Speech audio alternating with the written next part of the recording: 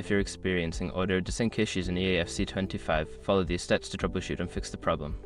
This guide will help you identify and resolve the issue effectively. Step 1. Check game settings. Ensure that the audio settings within the game are correctly configured. Go to the audio settings menu and verify that the audio output device is set to the correct option, such as your speakers or headphones. Step 2. Update audio drivers. Outdated audio drivers can cause desync issues. Visit the website of your audio device manufacturer or use the driver update tool to ensure that your audio drivers are up to date. Step 3. Verify game files. Corrupted game files can lead to various issues, including audio desync. If you're using a platform like Steam or Origin, use the built-in feature to verify the integrity of the game files and repair any issues. Step 4. Adjust audio delay. Some systems allow you to adjust audio delay settings. Check your audio device settings or your system's sound settings to see if you can manually adjust the audio delay to sync it with the video.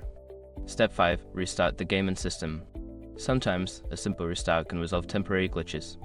Close the game completely, restart your gaming system or PC, and then launch the game again to see if the audio desync issue persists.